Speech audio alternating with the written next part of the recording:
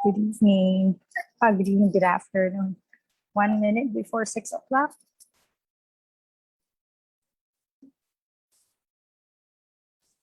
So far, there are how many? 6 participants apart from me and teacher A. 6 participants via Zoom. Miss Jel Ramey Lastimosa.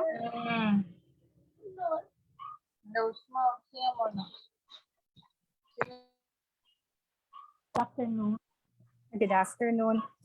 Ma'am Gerald May, can I ask you to lead the opening prayer as we start?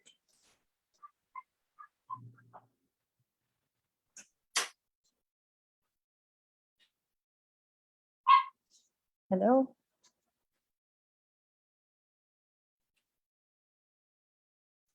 Sandali lang po, ma'am. All right, no problem.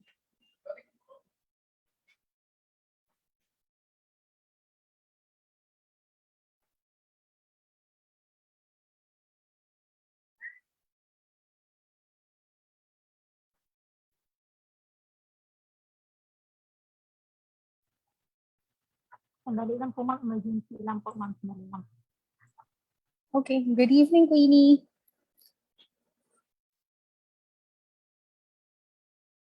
Good evening po, Doc.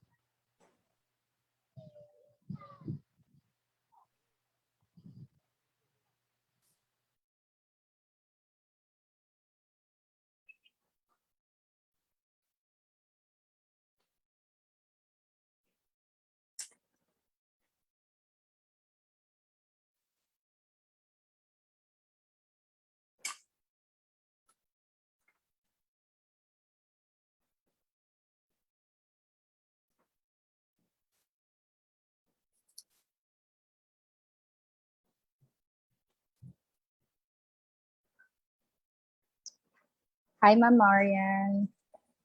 Welcome to our review.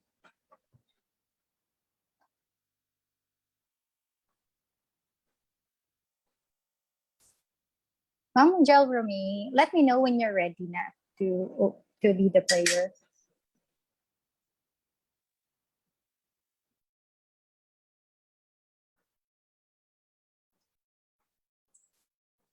Hi, good evening, Sir Jeffrey Tejada Gomez from Zamboanga City.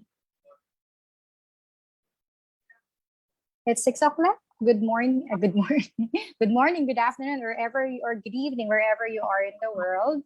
I'm Dr. Rowan Arcantilla, and once again, welcome to another review session here at Teacher A Online Review Center, where a dreamer becomes an achiever. To begin our review for today, let's have an opening prayer. Ma'am Jel Ramey Lastimosa, are you ready? Yes po. Okay. Okay, let us pray. Dear Lord and Father of all, thank you for today. Thank you for waking me to provide us for all. For your protection and love, thank you. Help us to focus our hearts and minds now on what we are about to learn. Inspire us by the Holy Spirit as we listen and write. Get us by your eternal life as we discover more about the world around us. We ask all this in the name of Jesus Christ, our Lord. Amen. Amen. Thank you, Ms. Jel Ramey Lastimosa. Before we proceed to our review proper, I would like to invite everybody, especially those who are watching via Facebook Live, to join Teacher A in the 2021 Let Final Coaching. Imagine for only 500 pesos, you'll be able to have your final coaching session that will start from August 27. Okay, that would cover general education, professional education, and a majorship. So this review session is intended for Gen Ed. I will be covering 3 subject areas as usual: English, science, and Filipino. I'll be starting with English, but before I ask the first question, let's have some sort of an activity. Again, while we are waiting for more participants via Facebook Live, and for those who have enrolled Okay, while we are waiting for them to join via Zoom, let's have an activity. Okay. Let me share my screen. Teacher A, I'll be sharing my screen now. Okay.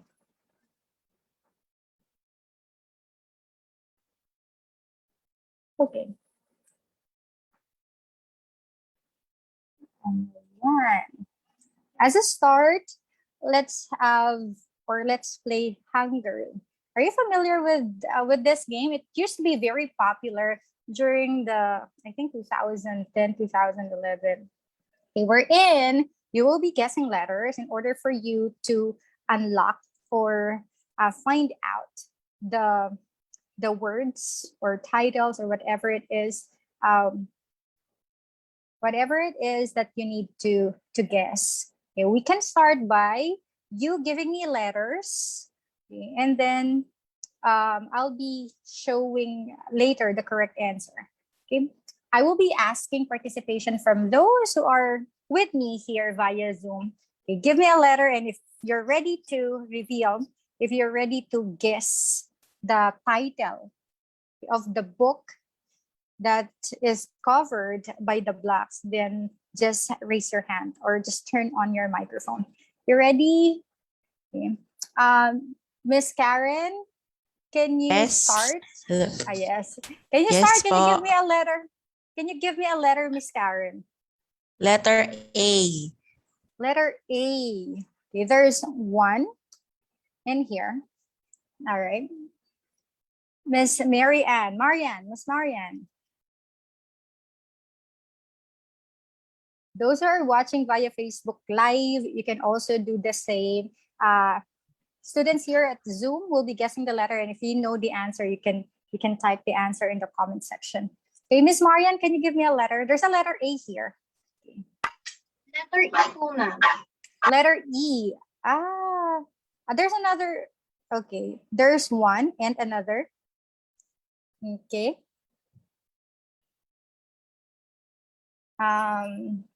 Miss Daryl May, can you guess now? Letter T. Letter T. Okay. So we have here a letter T. Okay. Another. Miss Ching. Letter D. Letter D. Okay, we have one. Okay. All right. Can someone guess now? Miss Queen is raising her hand. Are you ready to guess the answer or the hidden title?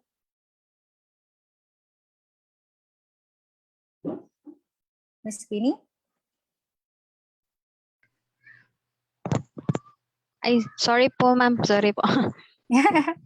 Wala pa po akong sagot. No, wala pang sagot. Okay. Sige. Would you like to give? All right, meron lang nakasagot sa Facebook Live, Mr. Clark. Okay, he gave the correct answer. Okay, same with Miss Nix. The correct answer or the hidden title is the Da Vinci Code. Who wrote the Da Vinci Code? Okay, this is written by Dan Brown. Apart from the Da Vinci Code, he was also popular for Inferno, because one chapter of Inferno was set in the Philippines. Okay, and also, we have Angels and Demons, The Lost Symbol, and many others. Okay, the Da Vinci Code is the correct answer. Let's have the next book title for you to guess. Give me a letter. Anybody, you can turn on your microphone. Those who are in Zoom. Letter E. Letter E, okay. Right. There, sorry. That's on S. Sorry, it's a giveaway. Yeah, I'm giving you S, A, and there you go. E. E. We have another. Okay. All right. Can you guess? Les Miserables. Okay, Ano ba yun? Les Miserables. Okay, that's we pronounce it actually as Les Miserables. Yeah, correct. Les Les Miserables. Miserables. Okay, a novel written by Victor Hugo, the same author who gave us the Hunchback of Notre Dame. Okay, so they also got it right in Facebook. Okay. Hi, Miss Charity, watching from Davao City. Okay, next, let's have another one. Okay. Can you guess? Letter O. Letter O. There's wala no ba? letter O. I. There's no Letter E. I or E? Letter E. Okay. We have 1, 2, and 3 letter E. Okay. Letter L. L. Unfortunately, there's no letter L in this title. Age. I'm sorry, H? Letter H. H, 1, 2. Okay. Since you're a sharer, Miss Melanie Bueno, she said letter A. Okay, there's one. Okay. H. Okay, given. What else? Please share the live. Games. Okay, The very Hunger Games, good. Doc. Yes, you're right. The correct answer is The Hunger Games. And who wrote The Hunger Games? The Hunger Games? All right. The Hunger Games is a trilogy. Trilogy written by Suzanne Collins. Yes. Suzanne Collins. Okay. Suzanne Collins. All right. This one. Those who love children's literature. Okay. This is a must read as well. Okay. Can you give me a letter? Letter A. Letter A. Okay. You have 1, 2,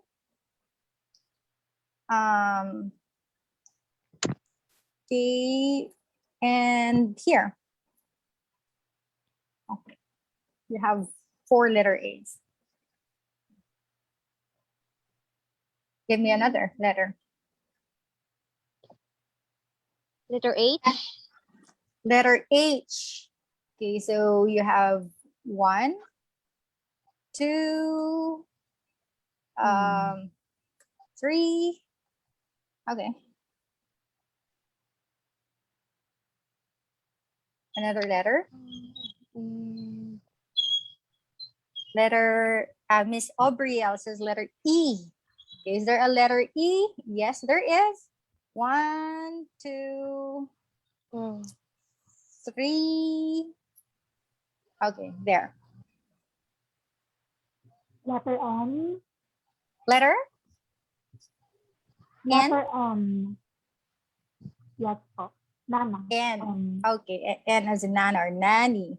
So we have 1 letter N. Okay. Can you guess now? In the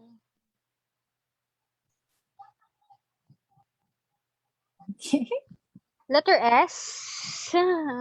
Letter S. Okay, there's no letter S.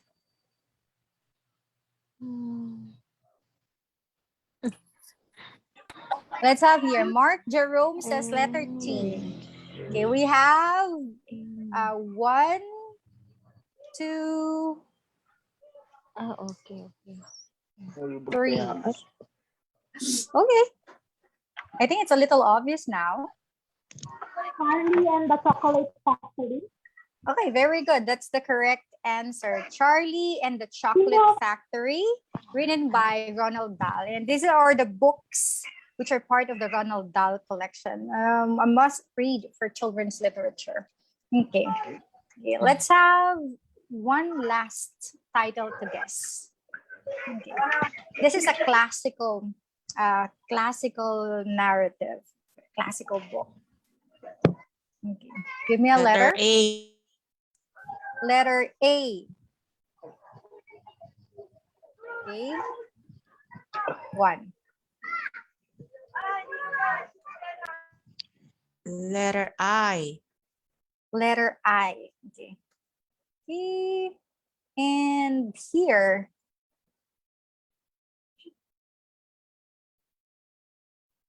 most likely there's a tendency that this would appear in your licensure examination because they love to include classics in literature questions. Give me another letter. Letter E. Letter E.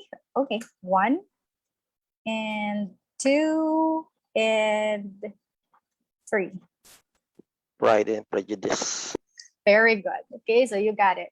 Correct answer is Pride and Prejudice. Who wrote Pride and Prejudice? Who wrote Pride and Prejudice? You got it right, Shane. Okay, the correct author is Jane Austen. Apart from Pride and Prejudice, she is also popular for Persuasion, Emma, Sense and Sensibility, Marksfield Park, and Northanger Abbey. Okay, so that would serve as a review for English literature. And all those books, all those titles that I asked you to guess are examples of narrative. So a narrative is an umbrella genre for something that is narrated. It's a story in simple words or an account. It's from the Latin word narrare, meaning to recount or to retell. So those literary genres that we read, such as fairy tale, short story, novel, biography, fable, parable, mythology, legend, etc. Okay, those are all genres under narrative. Okay, apart from that, as an introductory activity, that also serve as our review for English literature. I'll try to cover as many concepts or as many aspects of English examination this session, including those that we hardly touched during the past review sessions, like vocabulary and reading comprehension. Okay, so we're done with literature. Next, we'll have vocabulary, then reading comprehension, and lastly, grammar. Okay, let's start with the first question, which aims to enrich your vocabulary in English. Okay. The oral component of balance is critical for postural control during ambulation. Oral means related to the blank. A, eye, B, ear, C, nose, or letter D, mouse. When we say oral, okay, what sense organ does it refer to? The oral component of balance is critical for postural control during ambulation. Oral means related to the blank. Okay.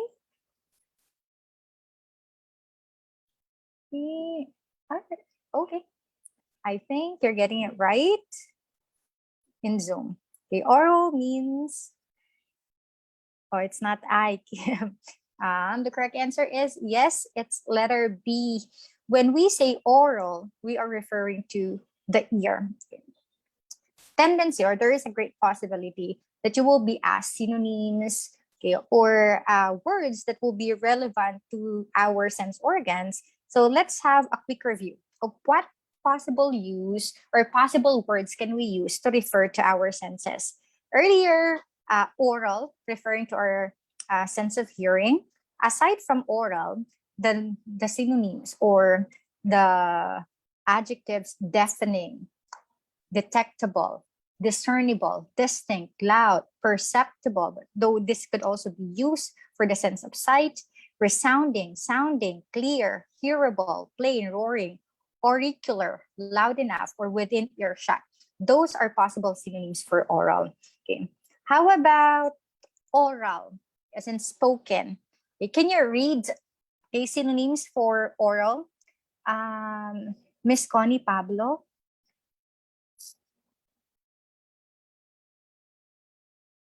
Miss Connie? Ma'am, vocal. Okay, vocal. Yes, that's one. What else? We also have, now let's read them all. Lingual, sonant. Lingual. Sonants. Yes. Person.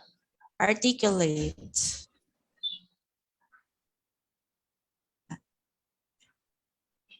Ejaculatory. Narrated. Narrated. Phonated. Phonetic. Phonetic, phonetic, phonic, recounted, related, said, sounded, Sounded. told, unwritten, uttered, verbal, ano pong pronounce? Viva voz? Viva voce. Viva voce. Viva, Viva viva voce. voce. Voice. Word of mouth. Word of mouth. Okay, so those are possible synonyms for oral. Now let's have visual. Visual, we can also use the words ocular, optic, optical, beheld, discernible, image, observable, okay, observe, perceptible earlier could also be used for the sense of hearing. Okay, seeable, seen, viewable, viewed, visual, visional. Okay, and for here, okay, for the sense of smell, we may use the words olfactory, okay, aromatic, balmy, dank, and effluvious, fetid, flavorsome, flowery, foul, fragrant, heady, honeyed, offensive, and many others. Anyway, you will be given a copy of this review material, okay, for you to take note of these possible synonyms. Okay, that's first question to improve your vocabulary. Another question is, okay, number 2, the wand exhibited signs of copious drainage requiring medical intervention. Copious means A, minimal, B, clear, C, maximal, D, foul. Again, the wand exhibited signs of copious drainage requiring medical intervention. Copious means A, minimal, B, clear, C, maximal, D, foul. Based on context, what do you think is the meaning of the word copious? Even if personally you're not familiar with the word, you have not come across this word before, but simply by reading, okay, and looking for context clues, then you can answer. Okay. Okay, Think April answered C. Same with Joselito, Serrano, Jason. Okay. All right, Gel Reme. Okay. So the correct answer is letter, yes, correct, Ching Ching. Letter C, maximal. Okay, what particular clue within the context of the sentence would tell you that copious means maximal? Anybody? Exhibited. Ma'am, Exhibit is requiring signs. medical intervention. Okay, so requiring medical intervention. If it's minimal, then it won't require medical attention or intervention. So most likely maximal is the correct definition for the word. Okay. Yes. That's one technique in answering vocabulary questions. Number 3, the attorney accused the witness of defaming the defendant. Defaming means letter A, killing, B, badgering, C, suffocating, D, slandering. Again, the attorney accused the witness of defaming the defendant. Defaming means killing, badgering, suffocating, or slandering.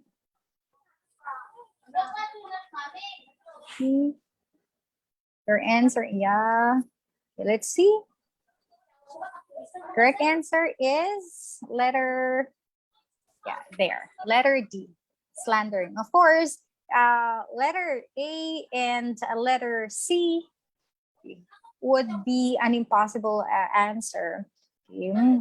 Badgering, if you're not familiar with the word, but slandering, okay, that is closer synonymous to that. Okay. Now here are terms, or here are tips on how we can perform better in vocabulary questions.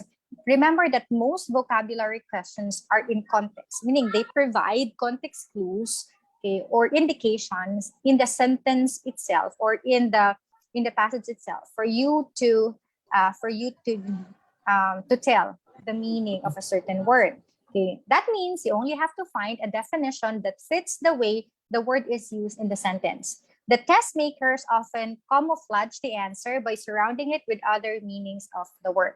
Now, how are you going to process such questions? Step number 1, reread the sentences surrounding the word they're asking about. Sometimes you can get away with one sentence, but if you have time, a sentence before and after may provide a clue.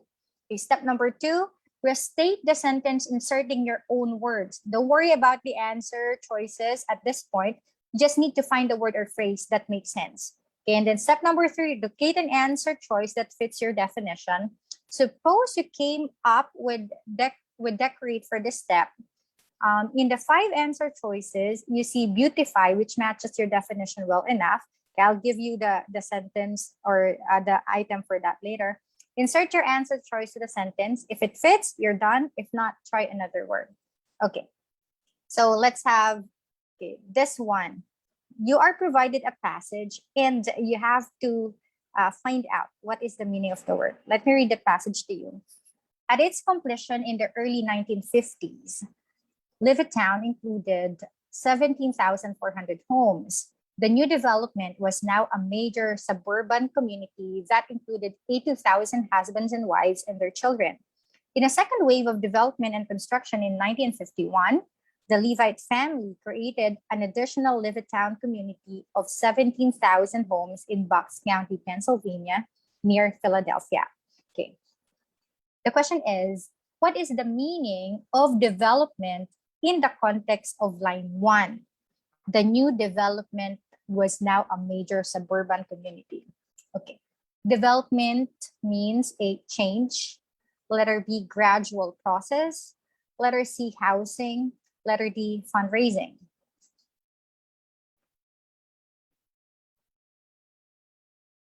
Okay.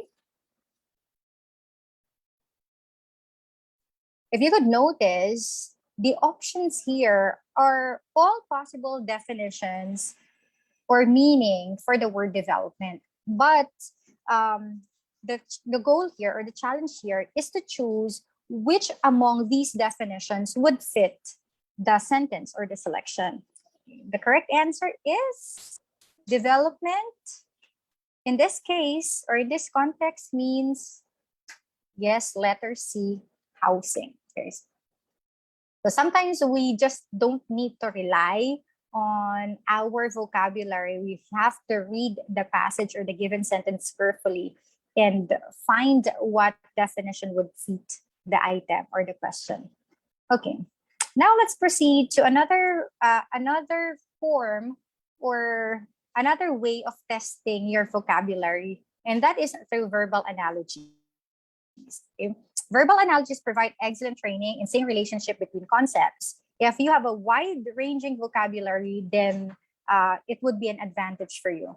From a practical standpoint, verbal analogies always appear on standardized tests to determine the applicant's quickness and verbal acuity. Although verbal analogies are not only used for vocabulary, it's not only used to test your knowledge in English. It can also be used in testing your knowledge in different subject areas. Okay. How do we read a verbal analogy? Okay. So if pain is to sedative, A is to letter A, comfort is stimulant.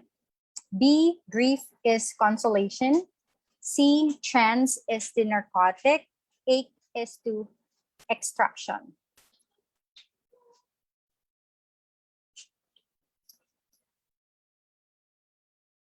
Pain is to sedative.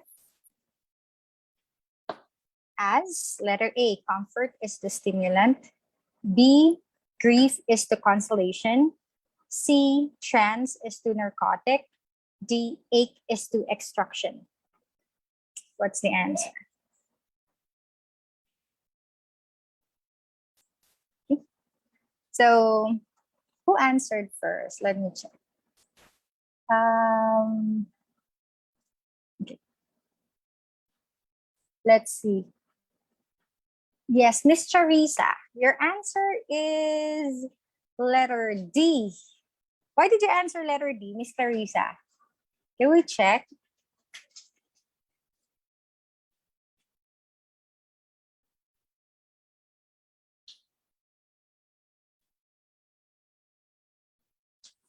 Some answered B, some answered D. S1 answered letter B. S1, can you turn your microphone on? Yes, ma'am. Yes. S1, why did you answer letter B? In what Actually, ma'am, way? Yes. sa number 4 ko po sagot yung number. Yung So letter number B. 4 ba yun? How about So, the mali number po. 5?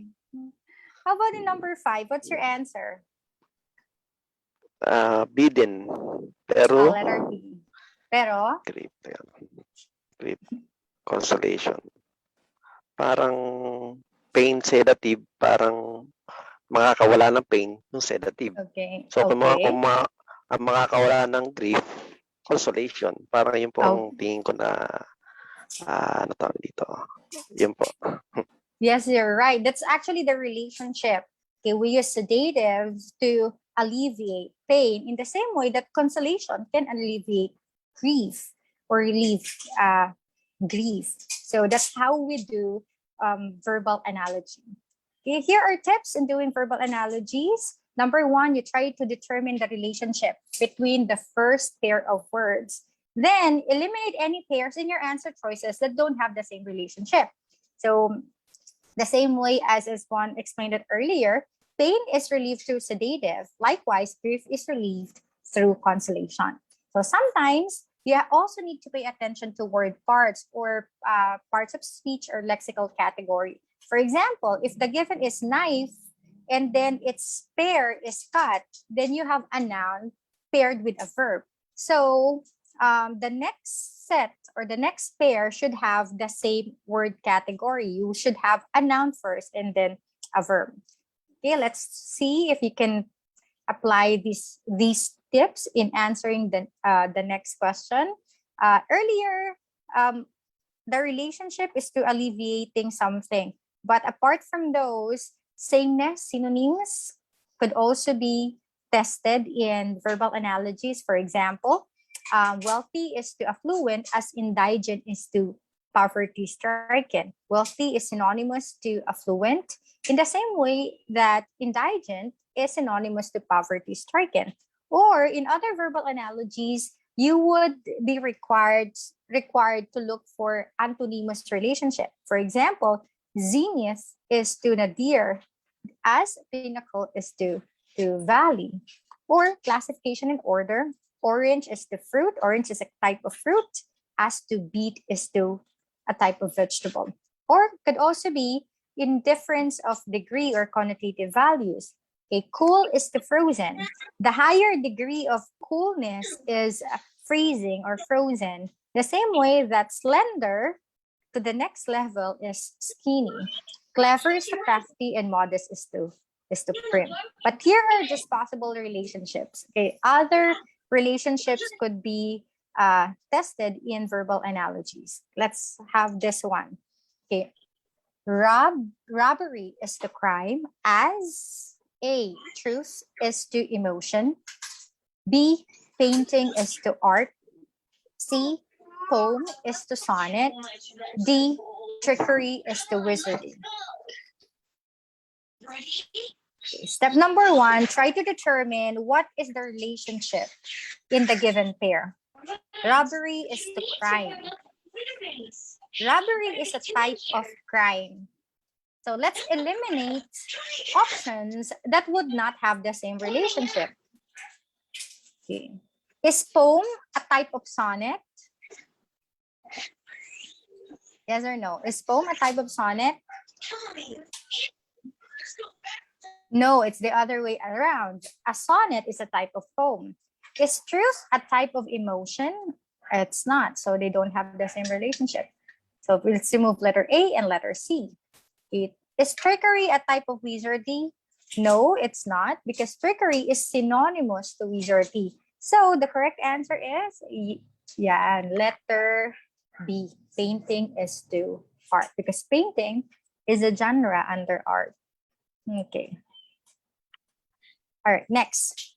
Plain is to austere as A. Neutral is to detached. B. Clean is to sterile. C. Lonely is to gloomy. Or letter D. Deserted is to barren.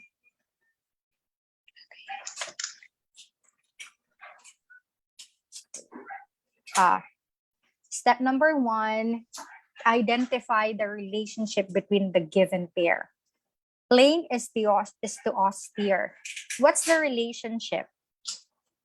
Anybody? Dennis, what do you think is the relationship between this given pair? Plain is to austere. Austere.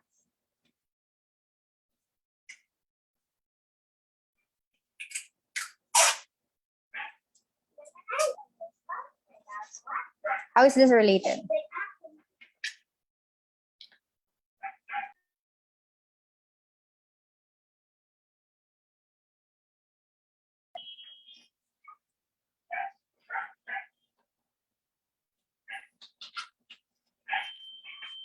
Okay. Who would like to answer?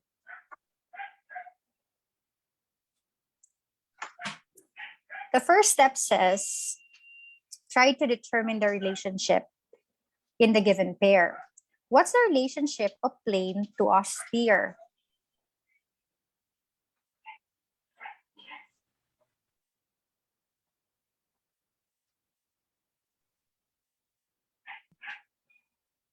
Anyone?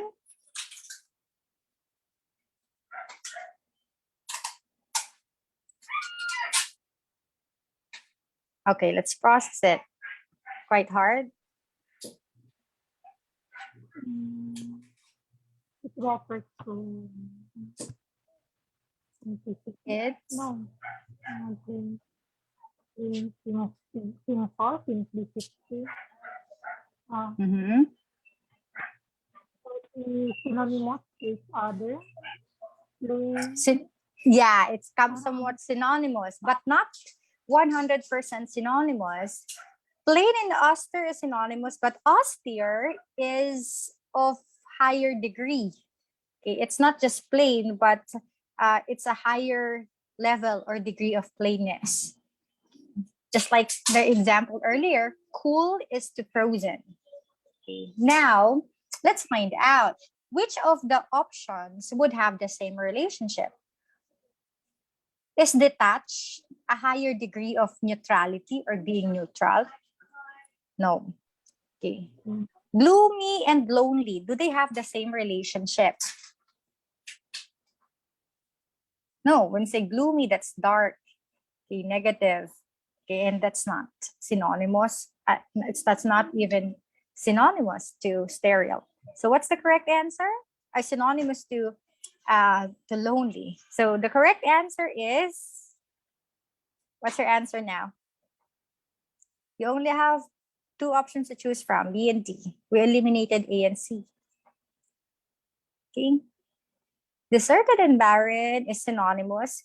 The same, or the option with the same relationship is letter B, sterile, because sterile, okay, is the higher degree of cleanness. That means, or cleanliness, that means free from bacteria or other microorganisms. So it's a heightened form of being clean. Okay. Next question. Okay, this one. Reading comprehension.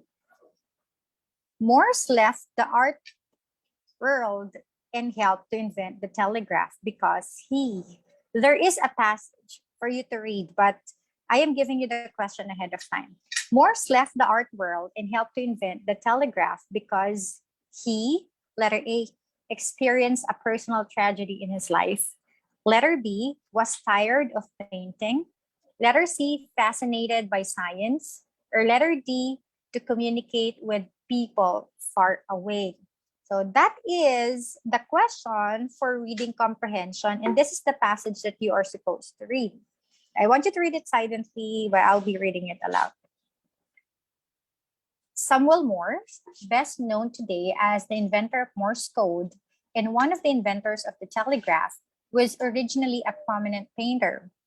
While he was always interested in technology and studied electrical engineering in college, Morse went to Paris to learn from famous artists of his day and later painted many pictures that now hang in museums, including a portrait of former President John Adams. In 1825, Morse was in Washington, D.C., painting a portrait of the Marquis de Lafayette when a messenger arrived on horseback to tell him that his wife was gravely ill back at home in Connecticut. The message had taken several days to reach him because of the distance. Morse rushed to his home as fast as he could, but his wife had already passed away by the time he arrived. Grief struck him. He gave up painting and devoted the rest of his life to finding ways to transmit messages over long distances faster. Okay. Let's go back to the question. The question is, Morse left the art world and helped to invent the telegraph because he, A, experienced a personal tragedy in his life, B, was tired of painting, letter C, was fascinated by science, letter D, he wanted to communicate with people far away.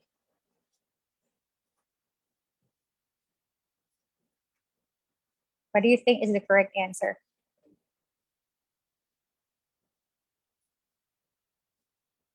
Based on the passage.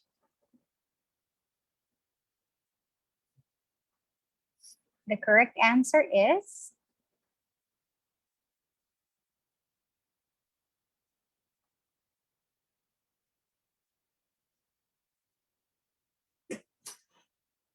okay.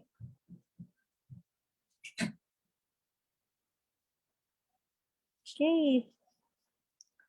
I cannot see you giving the correct answer. Challenging. Majority are answering letter D. Ayan. Jelay Mendoza. Okay. Answered letter A. And yes, because he experienced a personal tragedy in his life. Okay. Why is that the correct answer? If we will go back to the selection, you would notice that all are possible reasons, and there are certain parts of the paragraph that would support that he was fascinated with science and he wanted to communicate with people far away. But what is really the main point or main idea or main reason why Morse left the art world and helped to invent the telegraph? That is because he experienced a personal tragedy or the death of his wife. Now, this is just one example of a reading comprehension question. I would always tell my students before that of all the parts of the standard as an achievement test, or in this case, a licensure examination, the easiest part or the easiest type of question should be reading comprehension. Why? Because you need not to check your background knowledge, or you need not to look for answers elsewhere. The answer is in the passage that you have read. So all you have to do is have that patience to look for the answer within the paragraph or within the passage. How do we answer, or how do we ace reading comprehension tricks? Okay, step number 1. Okay. Dennis, could you please read step number 1? Step number 1. Do not read the passage first. This will prepare you to focus on the things you need to look in the passage. Focus only on the questions and not on a particular answer option. Okay, next. Do not overemphasize trivialities. Details are important, but don't be obsessed with example, illustration, and so on. Comprehending the overall flow and structure will help you analyze and answer the questions. Step Okay, 3. thank you. Okay, So I think we can stop right there. Thank you very much, Dennis. I just want to explain yung steps 1 and 2 first. Okay. So step number 1 or number 1 trick in answer reading comprehension as read by Dennis is do not read the passage first. That's the reason why I let you read the question before presenting the paragraph about Samuel Morse. Why? Remember, reading comprehension questions could take so much of our time, as you have to read a paragraph. Sometimes, paragraph of several sentences for you to answer just one question. So it's time consuming.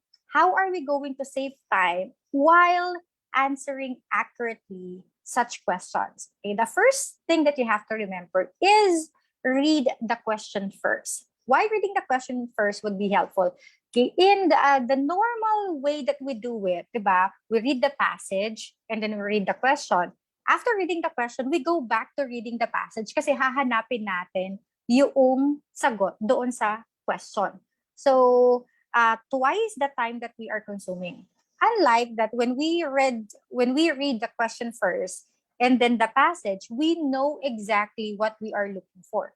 So, makakatipid tayo, we will consume less time. Okay, so read the question and then go to the passage, try to look for the answers. Okay. Number 2 that you have to remember is do not overemphasize trivialities. Okay, ano yung trivialities? These are small details. In the passage earlier on Samuel Morse, you have there certain details about his career in painting, that he went to Paris and studied painting with a famous artist, and the other details about his work, which are not very important to what is being asked in the question. So do not overemphasize, do not give so much attention to details. Okay. Next is do not overemphasize your vocabulary skills. If you could remember earlier, we have this example about housing. Okay. Housing for the word development. Okay. We know a lot of possible definitions for development, but in that particular context, in that particular question, development simply refers to housing, and that is what is being looked for based on the passage. And lastly, we always pay attention to the opening and closing sentences, okay? Because oftentimes we find the main idea of a passage in the first sentence or last sentence of the paragraph. Okay, so those are the things that you have to remember whenever you are answering reading comprehension tricks. Okay, so here is another reading comprehension question. Step number 1, do not read the passage first. You read the question. Okay. From the passage, we can conclude that letter A, the young generation of today prefers modern gadgets over pico, patintero, and the likes. Letter B, children and teens who use modern gadgets are sickly. Letter C, children and teens will not enjoy playing pico, patintero, luksong baka, and tumbang preso. Or letter D, modern gadgets should be totally banned to protect our children. Okay, now we are looking for the conclusion or the main idea or message of the passage. Let's read it. The games we used to play when we were young have been sidelined by modern gadgets. Nowadays, we no longer see children and teens playing pico, tumbang preso, luksong baka, patintero, and other enjoyable games our parents used to play. The young generation of today is so hooked on gadgets that they even have no time to talk to each other during their free time. This is very unhealthy, according to some social scientists. Okay. So what is the conclusion that we can generate out of this passage? A, B, C, or D?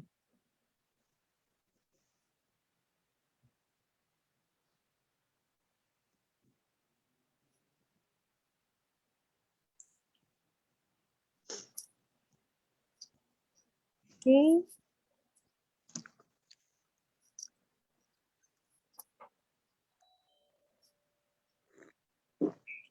From this passage, we can conclude that, yes, you got it right. Okay, the young generation of today prefers modern gadgets over pico, patintero, and the likes. Okay, letter B, although in the last sentence, you have there very unhealthy according to social scientists.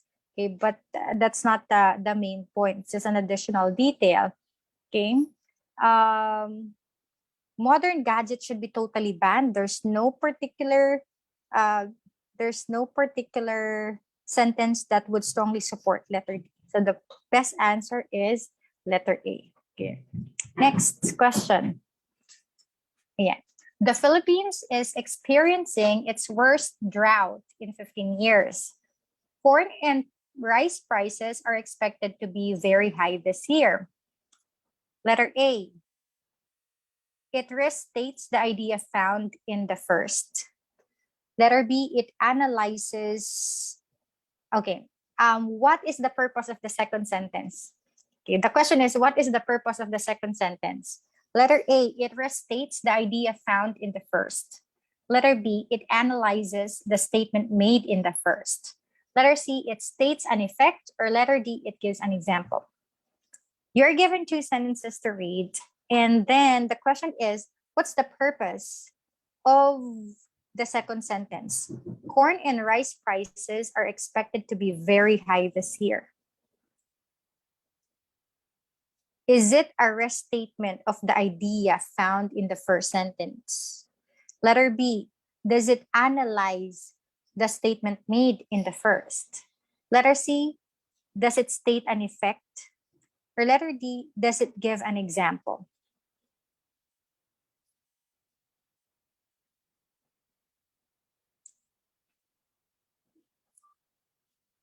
The correct answer is letter. Walang sumasagot sa Zoom masyado. Ayan, letter D, sabi ni Ching Ching. Okay. But in Facebook Live, they have the same answer. Everybody's answering letter C. And yes, the correct answer is it states an effect. Because of the drought, corn and rice prices are expected to be very high this year. Okay. Next question. Okay. The question is, this paragraph best supports the statement that low-fat ice cream produces more revenue than other low-fat foods. Letter B, ice cream store owners would be better off carrying only low-fat ice cream.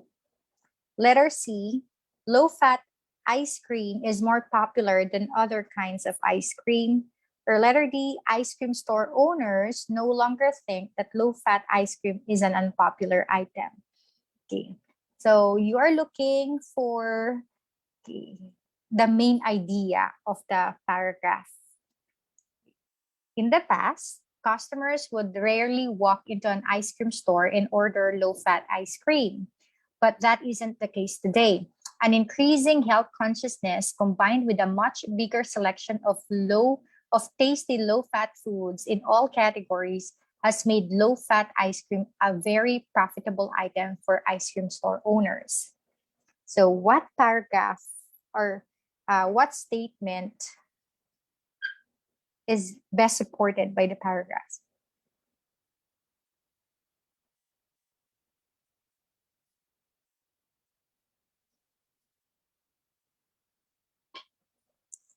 Reading comprehension question would really test our patience. But the good thing is the answer is already there. We just need to be patient in reading and analyzing the selection. So what is best supporting? The paragraph is best supporting A, B, C, or D. Correct answer is letter D. Okay. And tama si Jack Pandara. Ice cream store owners no longer think that low-fat ice cream is an unpopular item. Next. This is grammar. If you are sure that you are in the right, you would not mind an independent examination of the case. This is identifying sentence error. Okay. Which part of the sentence has an error or a grammatical error? If you are sure that you are in the right, you would not mind an independent examination of the case. A, sure that.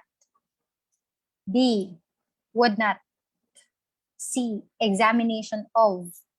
Or letter D, no error. If you are sure that you are in the right, you would not mind an independent examination of the case. This is a little challenging as well.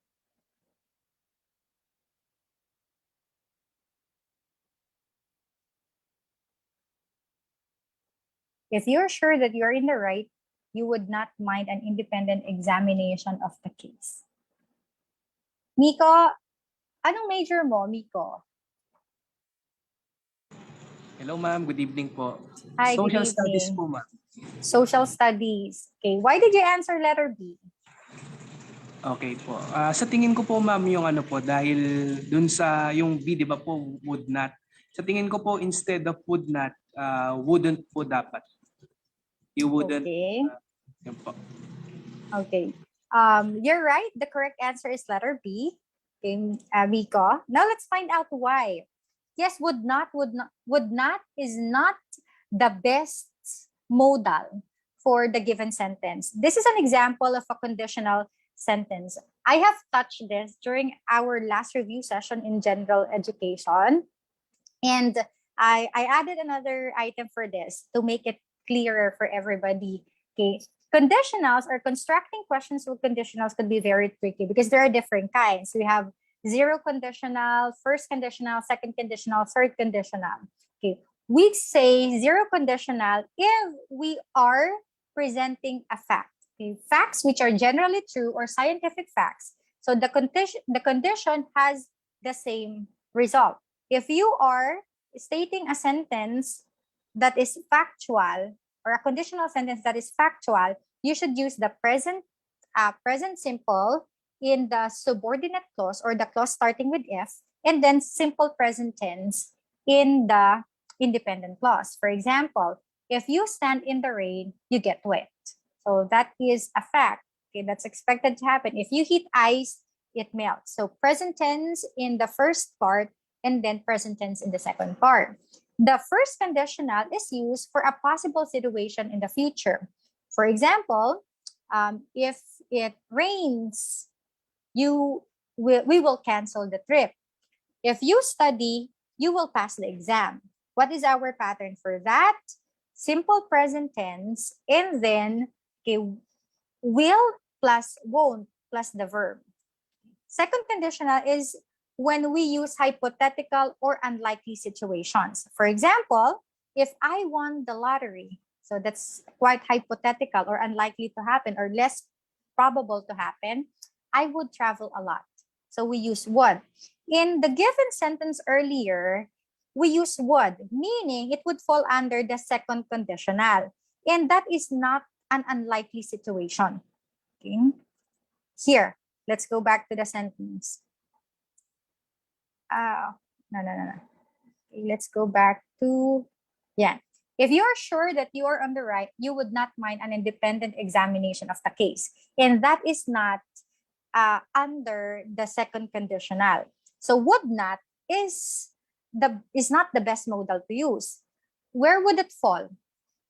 Zero, first, second, or third. Sa third kasi imaginary na. So it's not imaginary. Yung would have and then past participle. So it would most likely fall under first conditional. So tama yung reason kanina ni Miko. You would use won't, okay, or won't is more appropriate to use. Okay?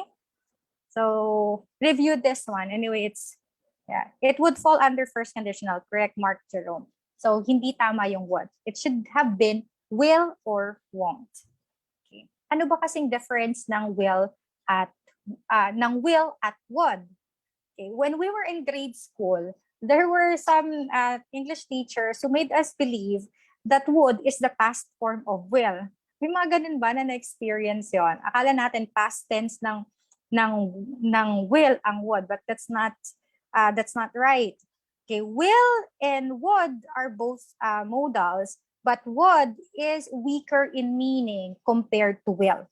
It is a matter of certainty. Pag sinabi natin will, it's 100% certain. Pag sinabi natin would, it's not absolutely certain, or it's less likely to happen as compared to when we use will and won't. Okay. Next question. Last one for English. Employees with less personal problems are likely to be more productive. Okay. Identifying sentence error again. Which sentence has, or which part of the sentence has an error? Letter A, less. Letter B, are likely. Letter C, more. Or letter D, there's no error in it. Okay. Employees with less personal problems are likely to be more productive. Which part is wrong? Grammatically. Letter A, less. Letter B, are likely. Letter C, more. Or letter D, the sentence is okay. No error.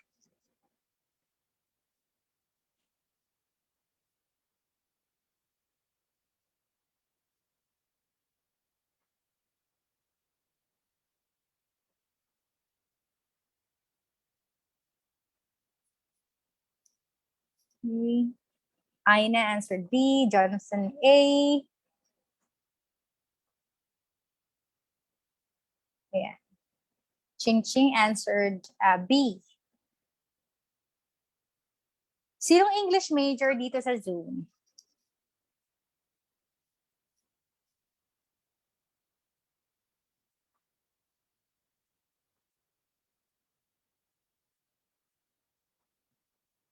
May English major ba tayo dito ngayon na present? Si Marian. Marian, anong major mo? English, right?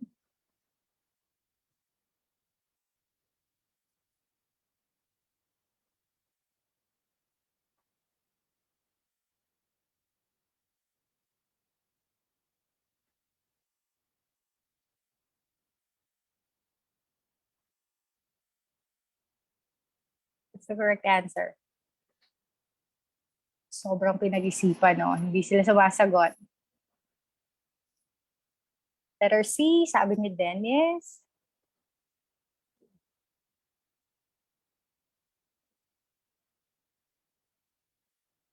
Charissa answered letter A, but with a question mark.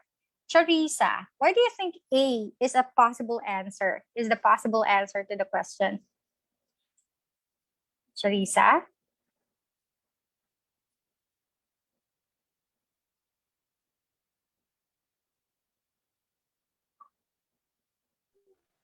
Ma'am? Yes, why do you think A is the correct answer?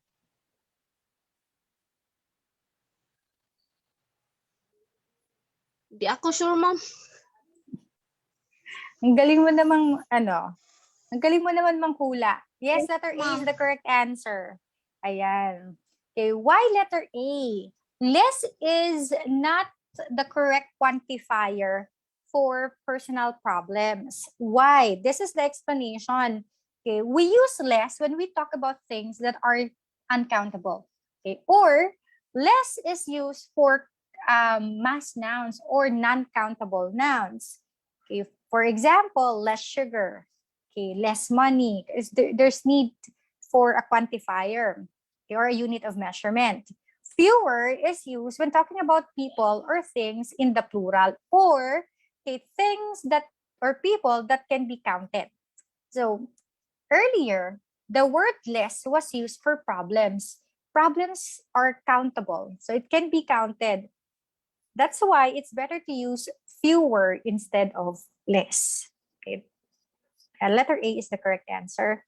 Fewer should be replaced, less should be replaced with fewer. Okay. Employees with fewer personal problems are more likely to be productive. Okay. So that's our review for English. Now let's proceed to science questions. All right. This has something to do with digestion or our digestive system. The movement of food through the intestines is known as A, peristalsis, B, ileum translation, C, microvilli propulsion, or letter D, flexure propulsion. The movement of food through the intestines is known as A, peristalsis, letter B, ileum translation, letter C, microvilli propulsion, or letter D, flexure propulsion.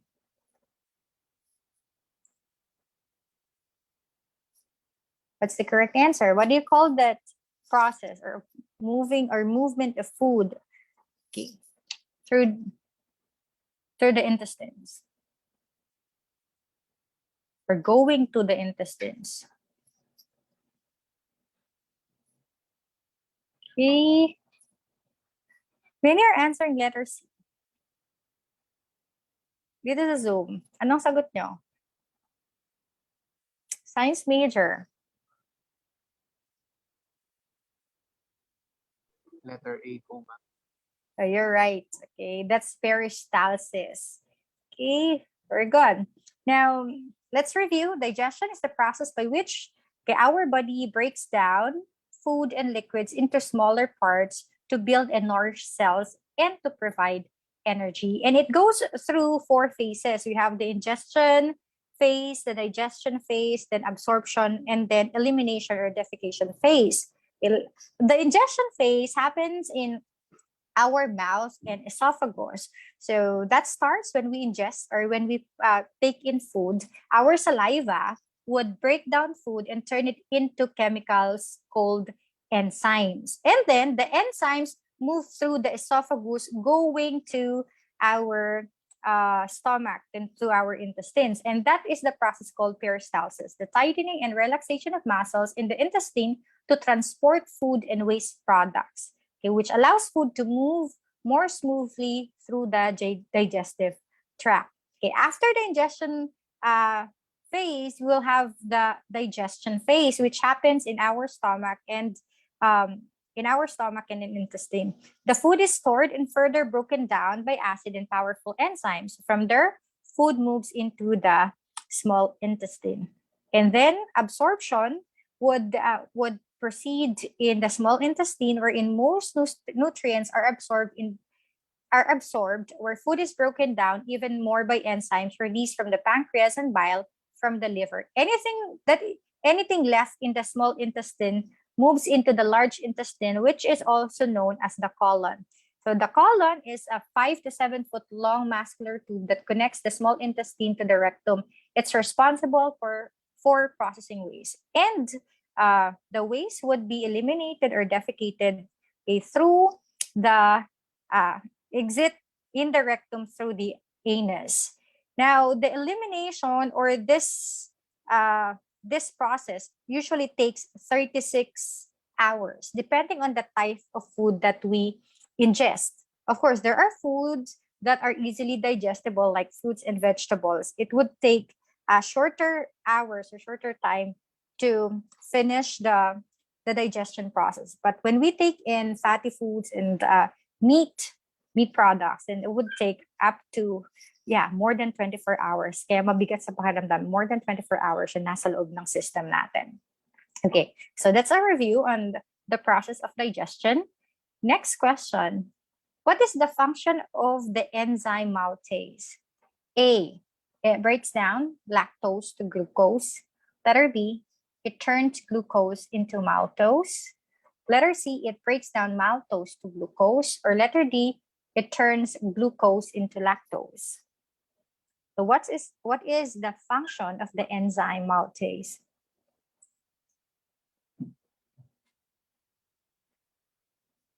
A, breaks down lactose to glucose. B, turns glucose into maltose.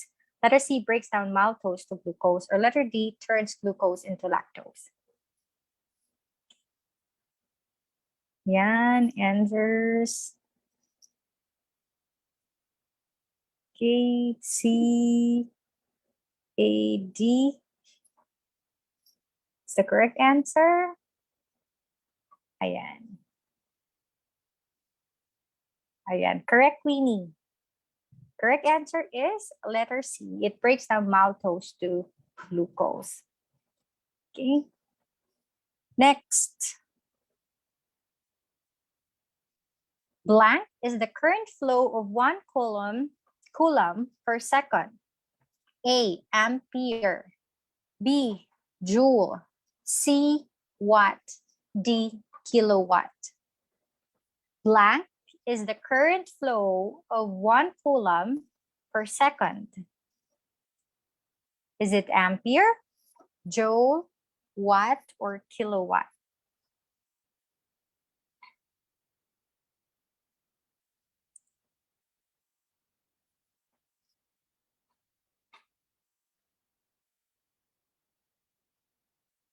Ayan. What's the correct answer? The current flow of 1 coulomb per second. That refers to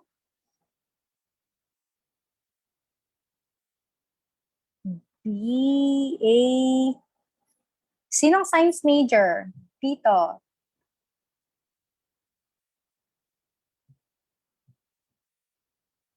Correct answer is letter A.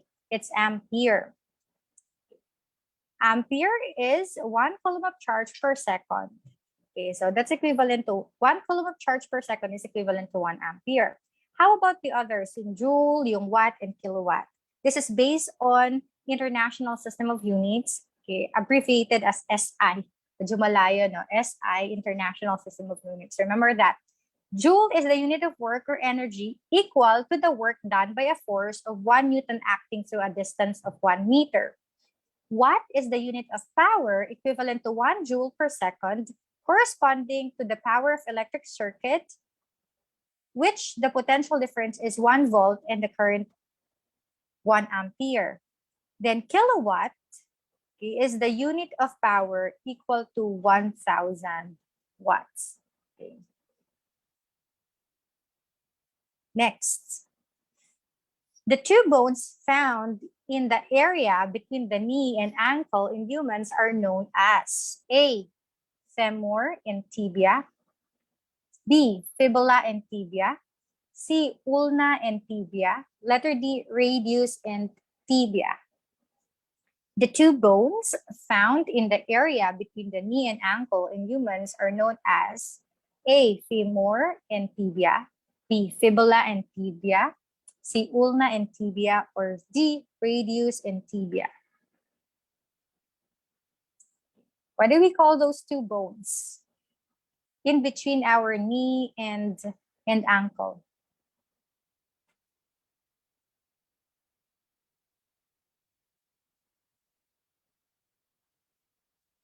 Alin dito yung option na alam nyong mali? Can we eliminate one option? Alin dito ang option na alam nyong mali?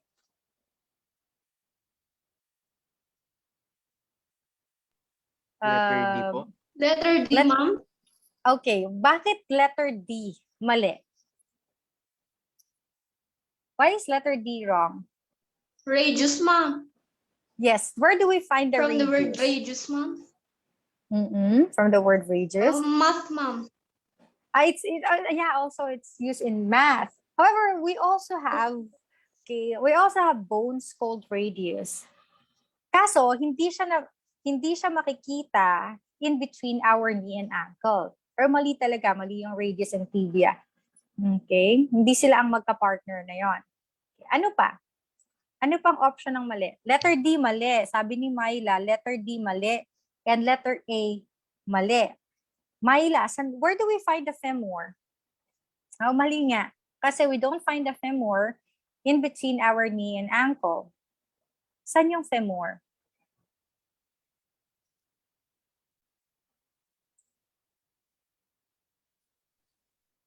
Femur is a sign. Okay, correct. It's more on the thigh part. The correct answer is fibula and tibia. Yan yung magka-partner na bones between our knee and ankle. So let's review our skeletal system. Yung femur, yes, that's in our thighs. And fibula and tibia, the thinner bone is the fibula and the bigger one is the tibia. Okay, what else? Yung radius, it's in our in our arms, and ulna, sila yung magka-partner, pero dito sa upper body siya, sa arm siya. Okay, scapula, okay, that's found in the upper body, close to our shoulder, which is supported by the clavicle. Okay, so we have the pelvic bone and the other. So review this. Okay, pwedeng hindi fibula and tibia ang matanong, pwede siyang radius and ulna and other parts of our skeletal system.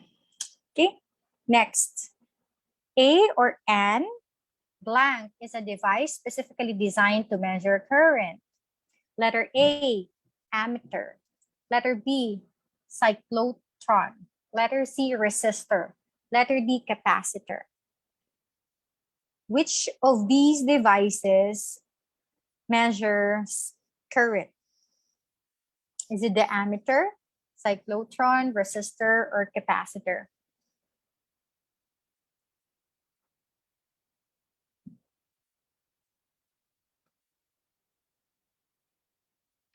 Can you choose? Rika answered A.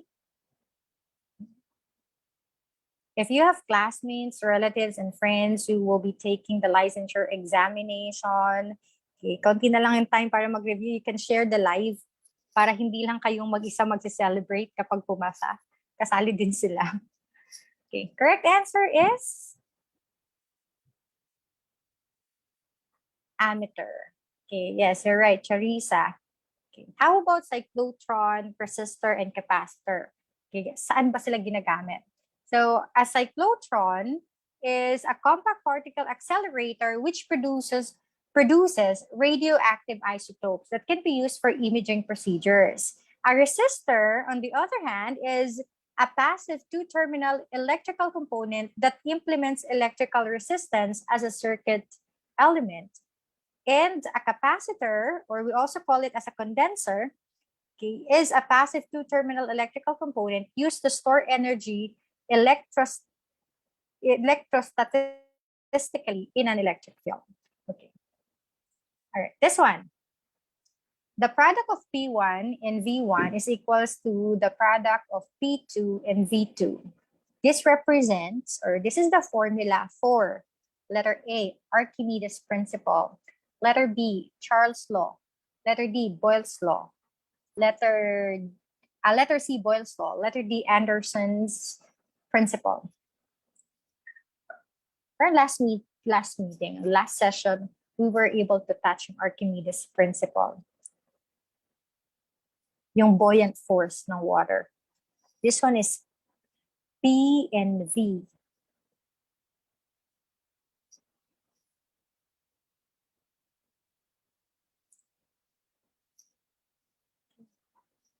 What's your answer?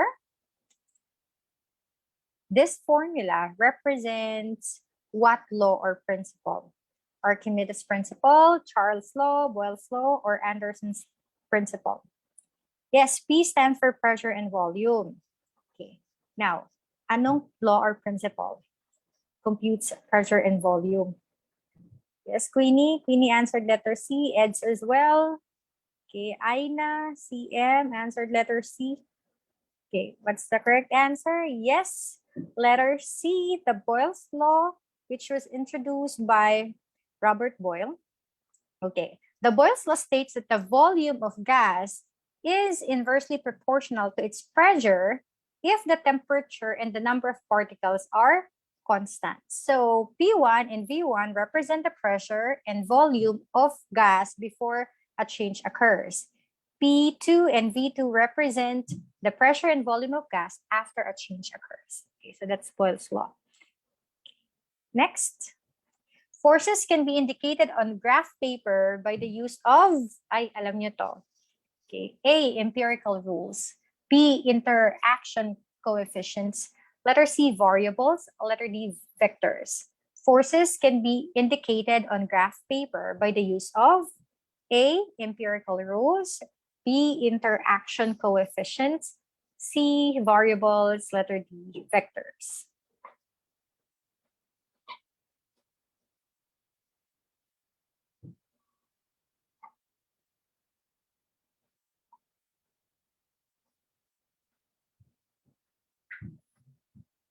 The correct answer is, diba? I remember very well na a certain brand of graphing paper was named after this pa nga. Or graphing notebook. It's a certain name for a graphing notebook pa. A brand for a graphing notebook. Okay, correct answer is letter, hindi yun variables. It's letter D, vectors. Forces can be indicated on a graph paper by the use of vectors. Okay, next. Blank reactions produce heat. What type of reactions produce heat? Letter A, endothermic. Letter B, exothermic. Letter C, hydrogen. Or letter D, buffered reaction. What type of reactions produce heat? A, endothermic. B, exothermic. C, hydrogen reaction. Or letter D, buffered reaction.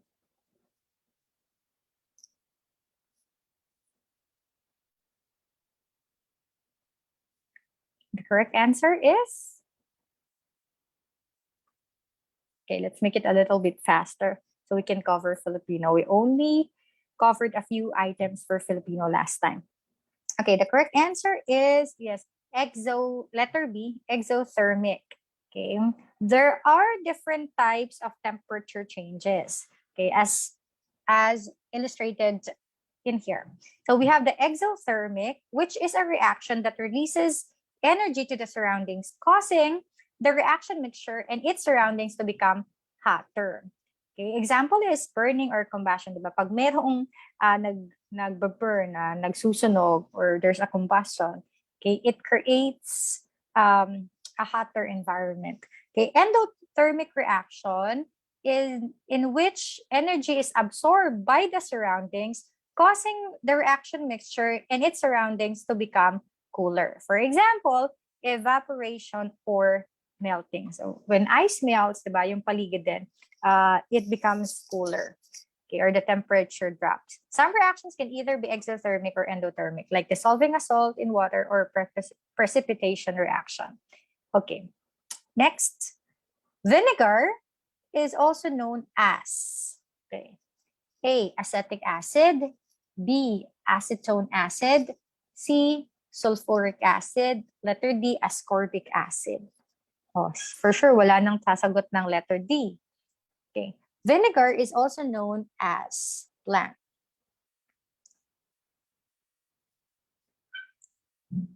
What is the layman's term for acetic acid? Is it vinegar? Acetone, vinegar ba yun? Sulfuric acid, ascorbic acid. What's the correct answer?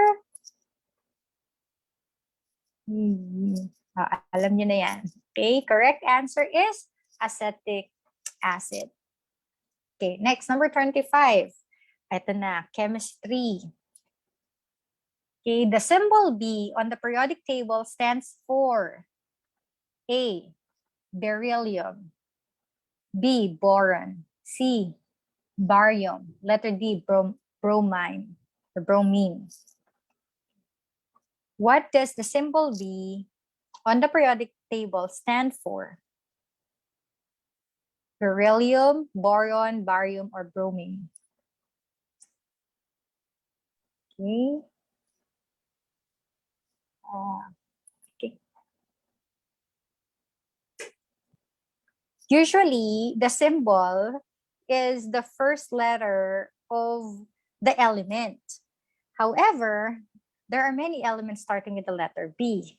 Alin dito ang nag-start sa? Okay. Okay.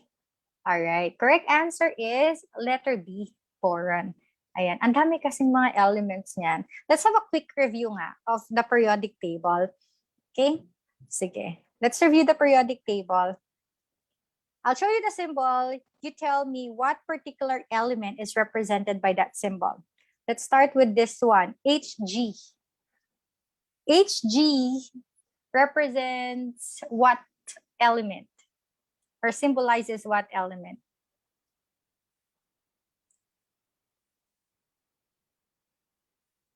Hg ba is hydrogen? Hydrogen ba yon? What particular element is represented by Hg? Sige nga. Is it helium?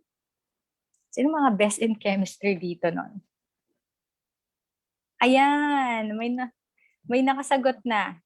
Okay, si Mark Jerome. First to answer, mercury. Ayan. I included those elements na medyo malayo yung symbol sa name niya. Okay? Hg is symbolizing mercury. Next, Au. What particular element is symbolized by Au? Gold. Ayun. Gold, very good. Ang bilis. Okay, gold. How about silver? Ano yung silver? If Au is gold, what about Ag? silver? Ag. Ag, correct. Silver is Ag, gold is Au. Next, Fe. Ay, alam natin to. Iron. Alright, ang bilis. Okay, iron is the correct answer. Okay, next. Ay, sorry, chlorine.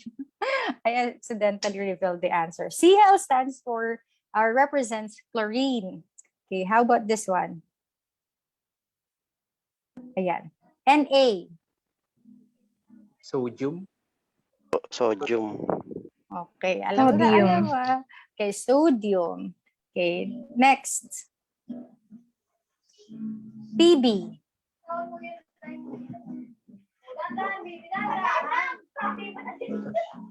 Pb symbolizes Lead. that is symbolizing Lead. Yes, that's okay. That's ayan. Ayaw mo. Yeah, lead. Okay, PB is lead. Okay. Next. Last na ba yung lead? Ayun, last na yon. Review your periodic table. I just included those symbols kasi malayo siya dun sa name. But for the other elements, usually yung first letter is the symbol. Okay, which prefix is often used with scientific terms to indicate that something is the same, equal, or constant? Which prefix is used with scientific terms to indicate that something is the same, equal, or constant?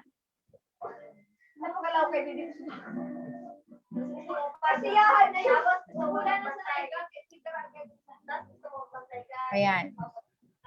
What's the correct answer?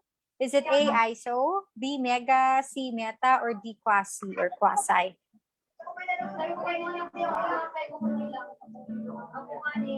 This one.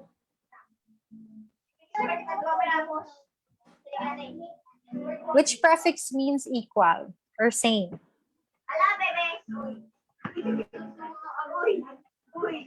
Also. Correct answer is, okay, correct, Nico. ISO is the correct answer. Okay, next question. The study of phenomena at very low temperature is called A, heat transfer, B, morphology, C, crystallography, D, cryogenics. The study of phenomena at very low temperatures is heat transfer, morphology, crystallography, or cryogenics.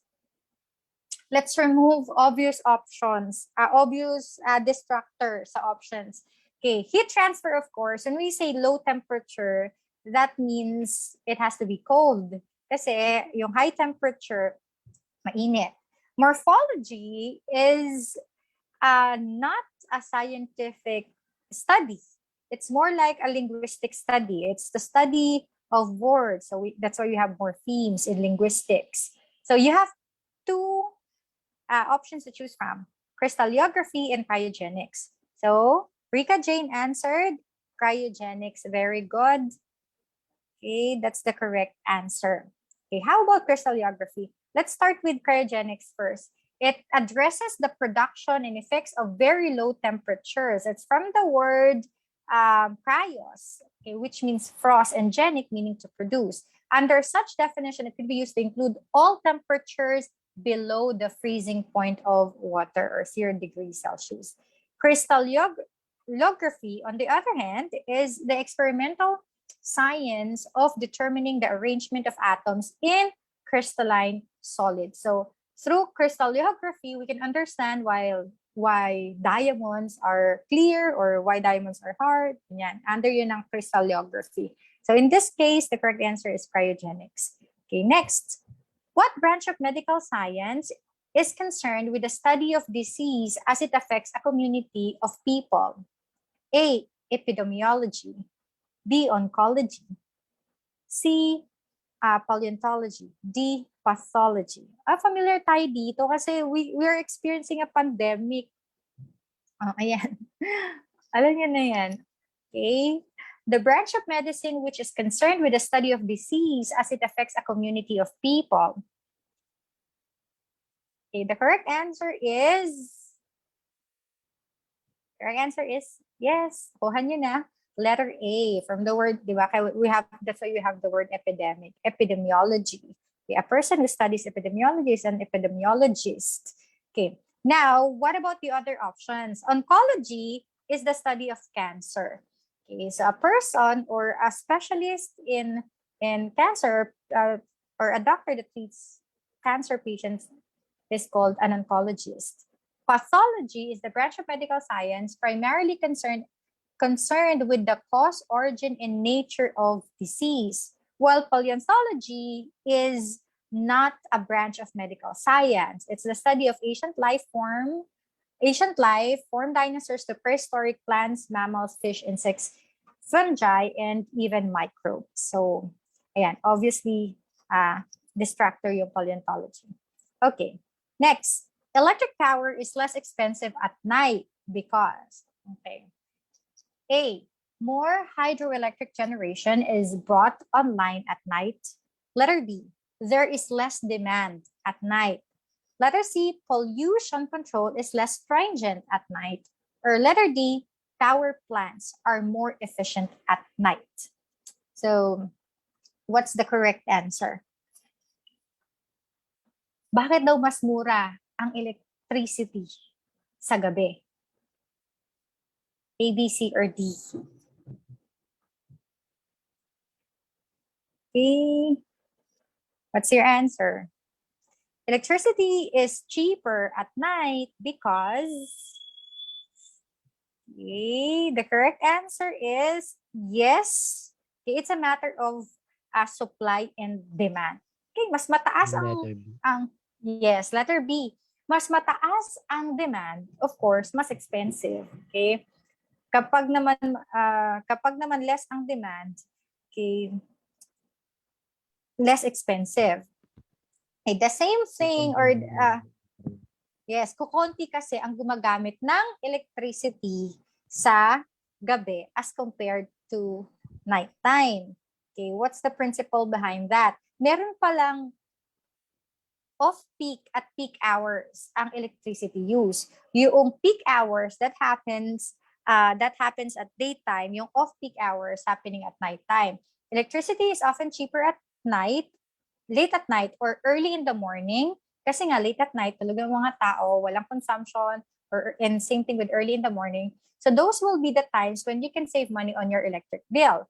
This is because these are typically off-peak hours when not as many people are using electricity. Bakit? How does it happen pala sa mga service providers, sa mga power companies like Meralco? The problem for the power company is that they have to use two sets of generators. One set which is always on to provide the base load and another set that they need to run on during the day to provide for the peak demand that exceeds the nighttime demand. So during the night, they can only use one generator, meaning it's cheaper at the end of our service provider, kaya they charge us lower din sa ating mga electric bill. Okay, so that's the explanation.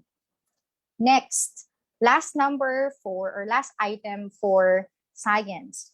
Pollination by wind is called A, autogamy, B, entomophily, letter C, anemophily, letter D, ornithophily. So what do we call pollination by wind? Autogamy, entomophily, anemophily, or thoughtfully.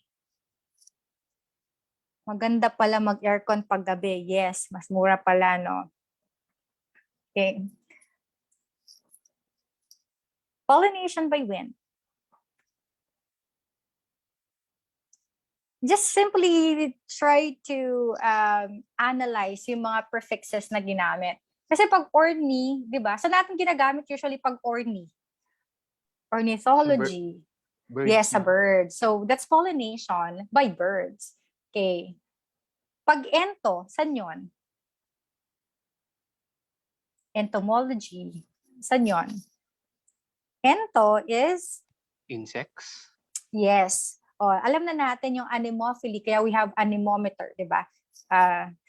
That's for the wind. So the correct answer is letter C. So let's review pollination. Pollination is the transferring of pollen grains from the anther to the stigma.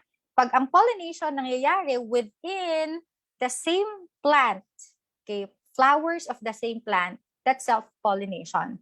Okay, we call it cross-pollination when it happens in the flower of one plant to the flower of another plant. So cross-pollination yon. And cross-pollination, okay, have different what do you call this? These are agents of pollination. We have biotic and abiotic agents. Yung mga abiotic agents, those are agents of nature. Yung wind and water, anemophily, if it's wind, alam natin, pag water yun, hydrophily. Okay, biotic agents could be insects and other animals. Okay, na-cover kanina, ornithophily, pag birds. Okay, we also have endomophily kapag insects. Okay, but specifically, those insects are, ang dami nila. Kapag butterfly, psychophily. Okay, pag bees, meliotophily. Okay, kapag beetle, cantharophily. Okay, pag moths, phalaenophily. Pag ants, myrmecophily. Pag bats, cheropterophily. Okay, so just take note of the prefixes. Most likely, yun yung representation ng kung anong animal, yung agent of biotic pollination. Okay, next. Ayan, transfer of pollen from anther to the stigma. Let's have Filipino. Okay, si Binibining Reyes ay umaawit at sumasayaw. Black. Which is the best word to use? Din, A, B, rin, C, daw, or D, raw. Si Binibining Reyes ay umaawit at sumasayaw. Din, rin, daw, at raw. During day-to-day conversation, we're not conscious kahit alin dyan magamit natin. Din at rin, kay daw at raw. There's a difference. Letter B. Okay, let's see. Is letter B the correct answer? Ang sagot nila sa Facebook, A. Let's see. Correct answer is letter A, din. Okay. Kailan ba yan? Napagpapalit kasi natin palagi yan, yung letter D at letter R. Sa din at rin, sa daw at raw. So, here's the explanation. Yung mga nag-start sa letter D, dito, din, diyan, doon, daw. Kapag ang sinusundang salita ay nagtatapos sa katinig, okay, consonant. For example, kailangan dito ngayon ang mga gamit na pinadala sa inyo kahapon. Ano ba yung sinundan na salita? Ang sinusundang salita ay kailangan. Kay letter N, katinig yon. Hindi naman, letter N din. Baliktad. Letter N. Okay, naman. It ends with the letter N. Kaya letter D. Yung mga nag-start sa the letter R, rito, riyan, roon, rito, raw, ay kapag ang sinusundang salita ay patinig or vowel, a, e, i, o, u. Okay, nasaktan na rin siya, kaya huwag ka nang manggulo pa. So, okay, the word ends with the letter A, it's a vowel, kaya ginamit natin yung rin. Okay, same thing with gusto raw. Gusto ends with the letter O, it's a vowel, patinig, kaya raw. Okay? So, when choosing between rin, din, din, what else? Dito, rito, ganyan. tignan nyo yung word that comes before it. Kapag nag-end sa consonant, B, C, D, F, G, okay, and so on and so forth. Pag nag-end sa consonant, yung word before it, you use the one that starts with the letter D.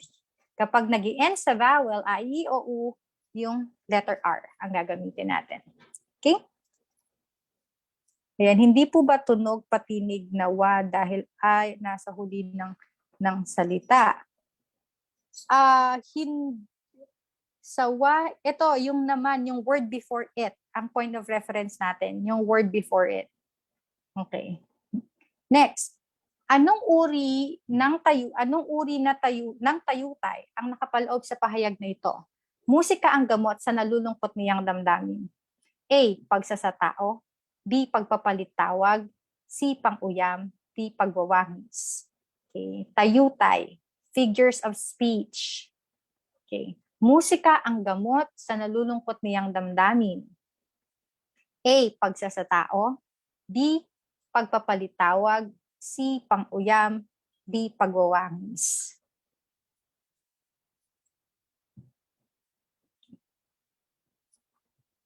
Yan. Musika ang gamot sa nalulungkot niyang damdamin. What is pagsasatao sa English, sa figurative language? It's personification. O, personification ba siya?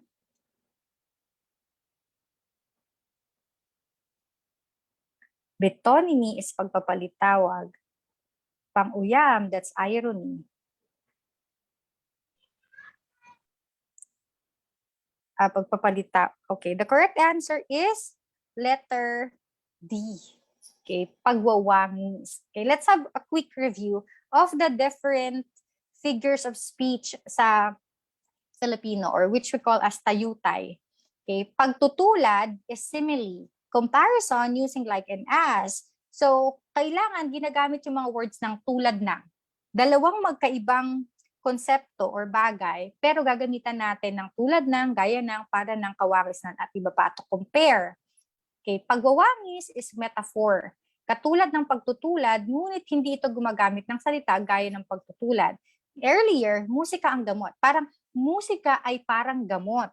Pero hindi tayo gumamit ng parang. So, hindi siya simile. Direct comparison siya, yung pagwawangis, metaphor. Pagmamalabis, that is hyperbole, lubhang nagpapalabis sa kalagayan or exaggeration ng kalagayan ng tao, hayop, bagay at halaman. Pagbibigay katauhan, personification, pagsasali ng katangian ng tao sa mga bagay, may buhay man o wala. Okay. Pagpapalit tawag is metonymy.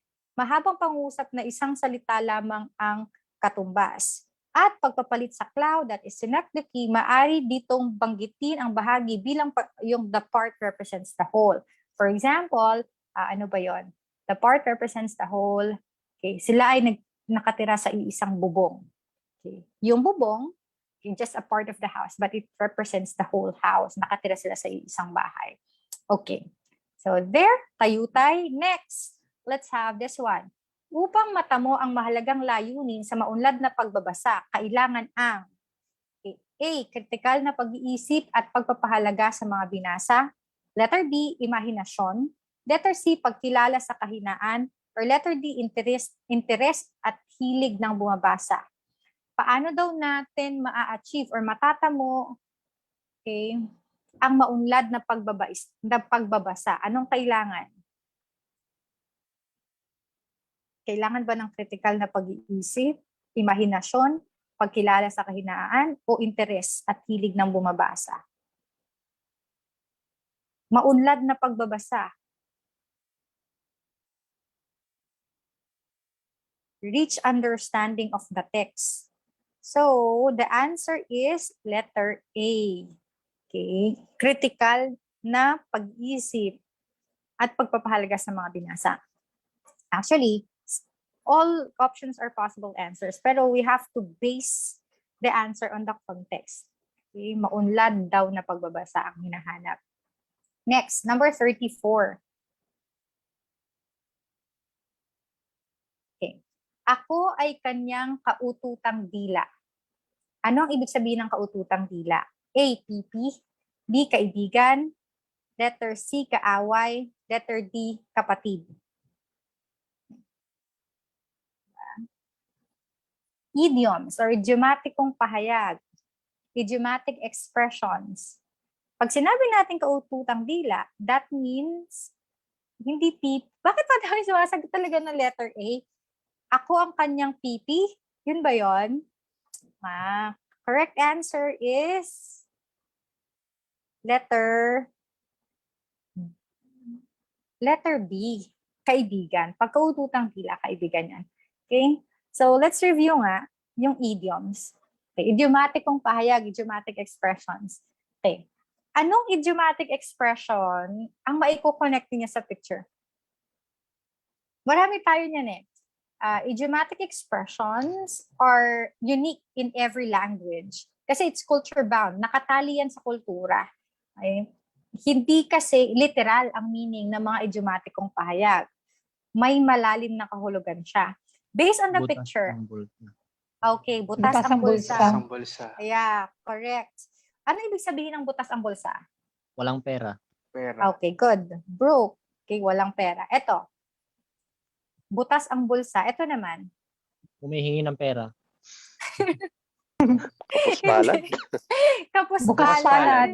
Yeah, Bukas palad. Kasi hindi naman kapos, di ba? Bukas palad. Ano ibig sabihin ng bukas palad? Kapos palad. Ano Papagbigay. ibig sabihin nun? Magbigay. Okay. Mapagbigay. Okay, matulungin, mapagbigay. Bukas ang palad. Ito. Yung kamay ng kapatid. Pag humihingi ng pera. Ito. Ito. Naguhukay ng poste. Paghuhukay ng sariling, ano yun? Walang naghuhukay ng poste yan. Nagbibilang ng poste yun. Paghuhukay ng Naghahanap sariling, trabaho. paghuhukay ng sariling, Paghuhukay ng sariling paghuhukay ng hukay. sariling. Hindi. Hindi yun. Mag-ukay di biro. Hindi yun. Kanta yun. Ano? Paghuhukay ng sariling, Ano yung nasa gilid niya? Papel. Papel, bagay. Work hard. Work hard. Work hard. Yun ba yun? Sariling kayod daw, sabi ni Myla. Yun ba? O malabo ba yung picture? Ang tamang sagot talaga.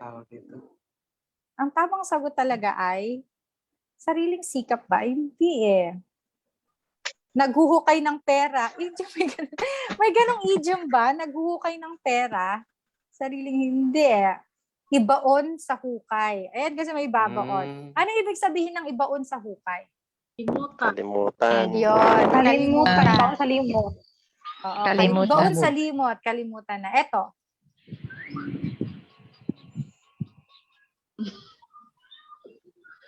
Kumakain ng Cerelac.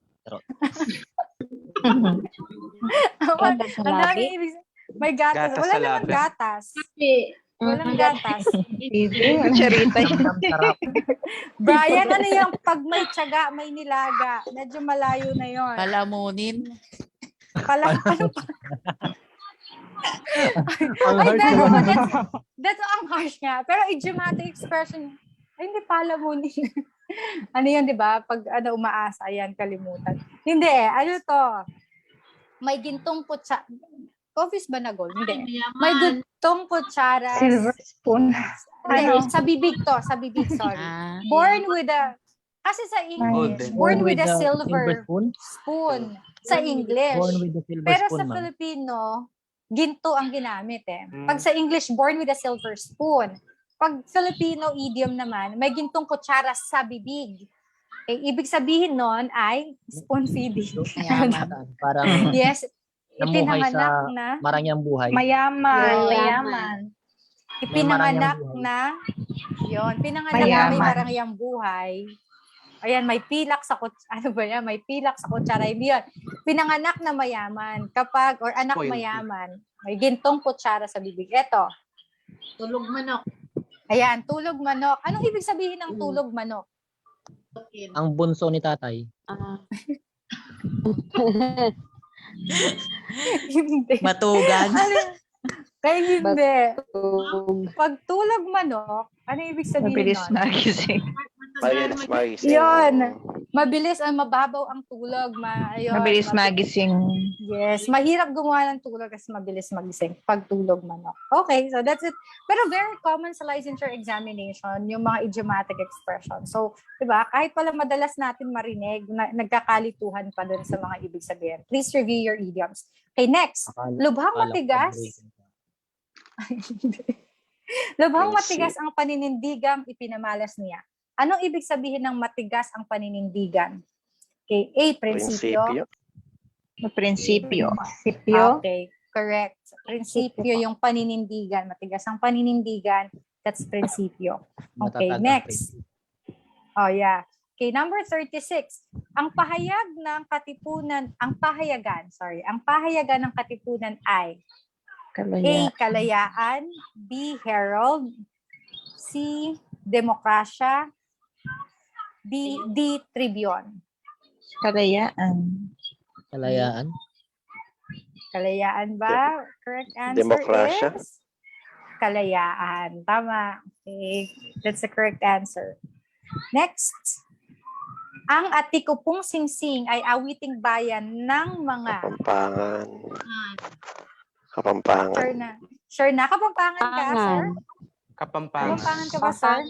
Ayun. Kaya alam niya yan. Okay, Kapampangan. Okay, ano ba yung mga awiting bayan ng mga Waray, Ilocano, Bicolano, yung mga sikat na yung awiting bayan?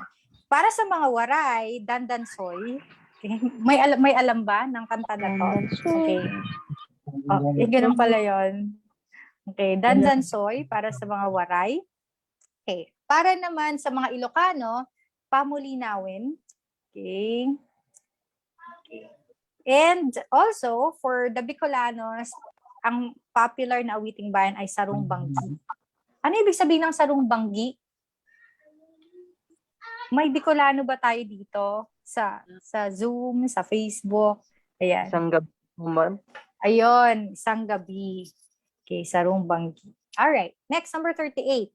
Blank, bagong proyektong pabahay ang sangguniang panglungsod para sa mahirap. A, mayroon. B, mag-isang. C, may. D, pag-iisa. May. May bagong... Okay, sure na? Parang sure na sure kayo. Ayan, may. Sure sila. Correct. Bakit may ang correct? Kailan ba natin ginagamit ang may at mayroon? Okay? Ginagamit daw yung may kapag sinusundan ng pangalan. Okay? Pangalan, pantangi, pambala na. May matandang lumapit sa kanya. Okay? Pangalan yan. Kapag sinusundan din ng pandiwa, ng action word, may narinig. Pag sinusundan din ng pang-uri or adjective, may maganda. Okay? Pag sinusundan naman din ng panghalip, panao, o kaukulang paari, tayo ay may kanya-kanyang karapatan. Kanya-kanya own, kanya-kanyang karapatan, okay, panghalip, panao, or personal pronoun. Okay, mayroon naman ang ginagamit natin kapag may napapasingit na kataga sa salitang sinusundan na to. For example, mayroon pa.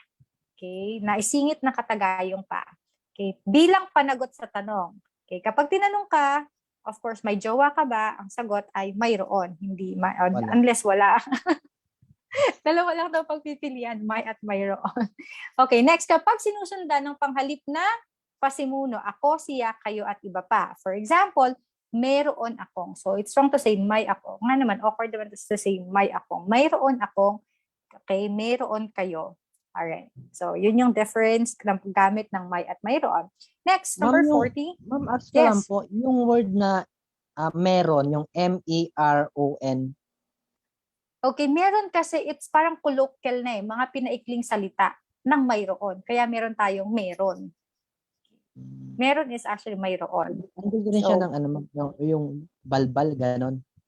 Oo, colloquial, balbal. Okay, mga pinaikling salita. Okay, pinaikli siyang meron. So, ginagamit natin yung meron in the same way that we are using, or in same instances that we are using mayroon. Okay? Okay? May jowa ka ba? O, di ba? Meron. Instead of saying mayroon. Sana all. Next, number 40. Yan, tapos na pala. Ay, yan, tapos na tayo dyan. Ayan, eto pa, punasan at punasin, pahiran at pahirin. Blank mo ng tuwalya ang kanyang mukha. Punasin mo ng tuwalya, punasan mo ng tuwalya, pahirin mo ng tuwalya, or pahiran mo ng tuwalya ang kanyang mukha. Anong tamang sagot? Hindi. Pahirin, Punasan mo Yeah. ng tuwalya. punasin, Punasan, punasin, to apply, to Punasan. remove. okay, wipe Nakakalito. off. Correct answer is, nakakalito. Pahiran. Hoy, pahiran mo ng tuwalya. And very tricky kasi yung question. Bakit? Let's look at the usage of punasan and punasin muna. Okay, pahirin at pahiran. Ang pahirin ay nangangahulugan ng pag-alis or pagpawi ng isang bagay, meaning to wipe off. For example, pahirin mo ang iyong luha. Okay? Pahirin mo ang iyong pawis. Pahirin ang uling sa mukha. Pinahid ni Ace ang dugo na umaagos mula sa kanyang labi. Ginagamit naman ang pahiran kapag meron tayong inilalagay na isang bagay. Okay? Pahiran mo ng Vicks ang likod ng bata. Pahiran mo ng biton. Okay? Masarap na almusal ang pandesal na pinahiran ng mantikilya. How about yung isa? Yung punasin at punasan. Ang punasan ay ginagamit kapag binabanggit ang bagay na tinanggal. For example, punasin mo alin ang tinanggal? Alikabok. Okay? Or punasin mo ang uling sa iyong pisngi. And, okay, punasan naman kapag ginagamit kapag binabanggit ay ang bagay na pinagtatanggalan ng kung anuman. Okay? Punasan mo ang mesa. Punasan mo ang iyong noo. Sa example kasi, dalawa ang binigay na bagay. Yung una, pinagtatanggalan, yung muka. Pero before yung muka, merong ginamit o merong inilagay, yung tuwalya. Kaya, the correct answer is, ayan. Kaya in that number, ayan. Kaya pahiran, yung lumabas na correct answer. Okay? Next. Number 41. Mahaba ang pahayag ni Paulo, kaya kinailangan iyong mahalaga na lamang ang dapat mabasa. Kaya gumamit siya ng A. Synthesis, B. Ellipsis, C. Direktang CP, or letter D. Abstract. Mahaba ang pahayag ni Paulo, kaya kailangan iyong mahalaga na lamang ang dapat mabasa. Kaya gumamit siya ng Yung tuldok. Tuldok. Ellipsis. Okay, correct. Ellipsis. I got this question from other let reviewers online. Pero hindi ellipsis ang tamang sagot. Abstract. So I just want to remind everyone, pwede naman mag-self-review, di ba? We can look for let reviewer online, tapos babasahin natin yung questions and they provide correct answers. But do not rely on the correct answers provided sa online, okay, na nakikita lang, nababasa lang natin. Kasi doon, ang nilagay na tamang sagot ay abstract. Kung hindi mo aaralin anong mga differences nitong synthesis, ellipsis, direktang CP, automatically wrong option yan. At abstract, kung hindi mo alam yung difference sa tatlo, okay, malilito ka or you would just rely on the answer provided online. Okay, abstract yung nilagay na answer dun pero dapat ang answer is ellipsis. Bakit? Yung synthesis, abstract, at ellipsis are ways of pagpapaikli, shortening. Nagkakatalo na lang kung ano ba yung pinapaikli. Okay? Hindi ko na i-mention yung direktang CP kasi hindi tayo nagpapaikli dun It's verbatim, eksaktong salita or pahayag ng isang author. Ang abstract synthesis, nagpapaikli din siya. Okay? Isang uri ng lagomang abstract, ibig sabihin buod siya, pero saan natin ginagamit ang abstract? It's used in academic papers like thesis writing, scientific journals, okay, scientific papers, okay, technical lectures, or reports. So, dun lang ginagamit yung abstracts. Ang synthesis naman ay buod pa din, pagpapaikli, pero ito ay ginagamit sa isang kwento o pangyayari. Okay, ano ba yung binuod or pinaikli? Pahayag. So, in this case, abstract and synthesis are not the correct answer. Ellipsis. Kasi ang ellipsis ay binubuo ng tatlong magkakasunod na tuldok. Ito ay ginagamit upang makatipid sa paggamit ng space sa isang talata o mapaikli ang mga salita sa original na pahayag. Kapag statement, ellipsis ang ginagamit. So ano ba yung usually kini-replace natin with ellipsis? Yung mga salita o pangusap na hindi naman masyadong mahalaga dun sa complete statement, yung mga pauses, yung mga filler words, yung mga hindi tapos na kaisipan or pangusap, mga fragments, or yung mga pahayag na hindi katiyakan or uncertain sa isang pangusap. Kaya nilalagyan natin ng ellipsis yun kasi they are not of importance doon sa message or doon sa pahayag ng isang tao. Okay? So, number 42. Sa paggawa ng konklusyon ay kailangan nakabatay sa mga aktual na ebidensya dahil ang pananaliksik ay A. Accurate na investigasyon, B. Original na akda, C. Nangangailangan ng tapang, D. Statistical. Ang pananaliksik daw, research, or this is research writing.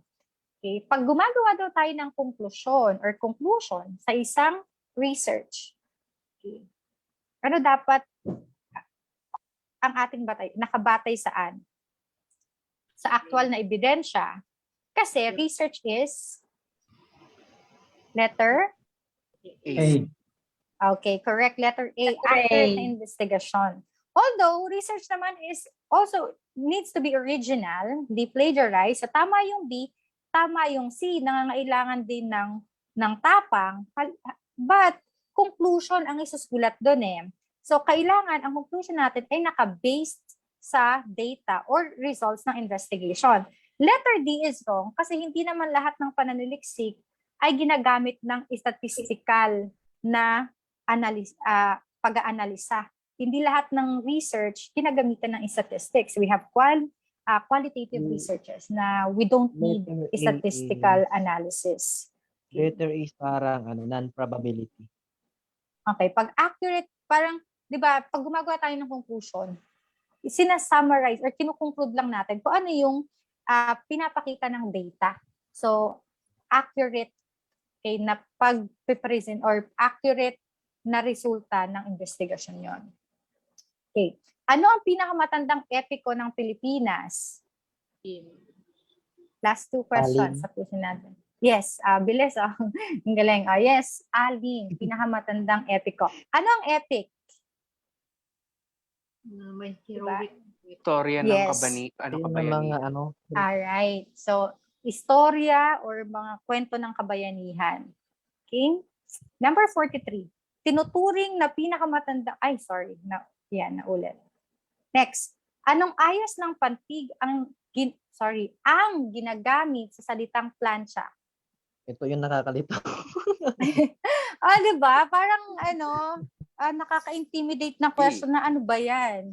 Pero ang simple-simple lang pala ng principle behind it. Ayan. K stands for katinig. P stands for patinig.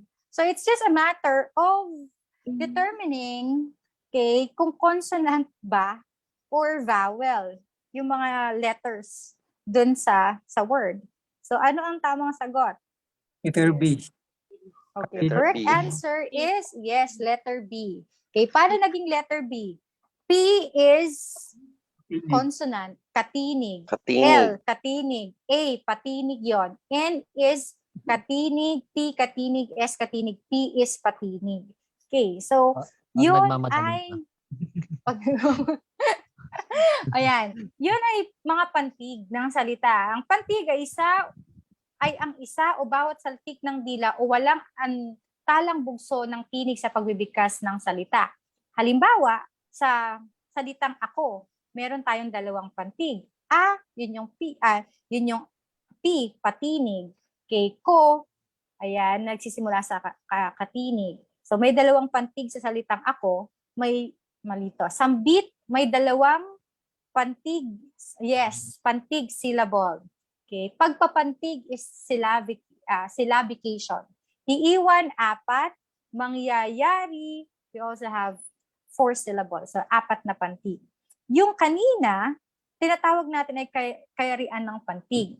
Ang pagtukoy sa pantig, gayon din sa kayarian nito, ay sa pamamagitan ng paggamit ng simbolong K at P, katinig at patinig. So, ito, P for patinig, halimbawa, simple, yung upo. Okay, yung U starts with a patinig, yung U.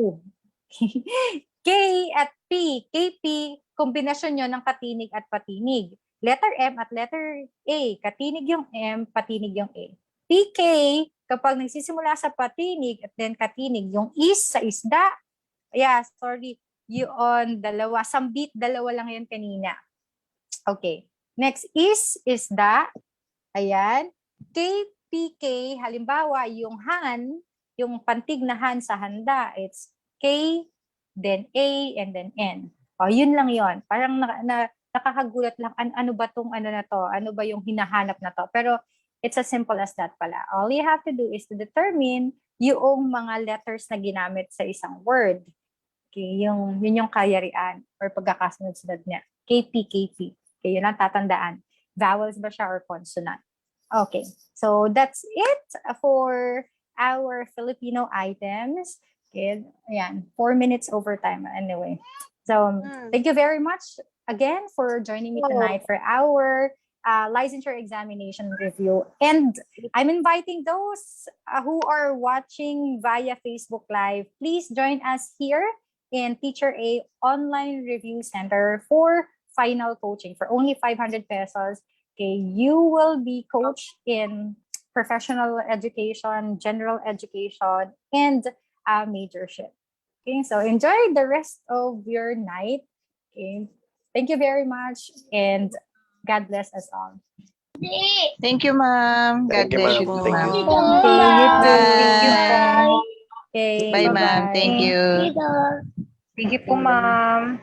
Okay, Thank you po. Thank you, Thank you, ma'am. ma'am. Thank you, ma'am. you're welcome.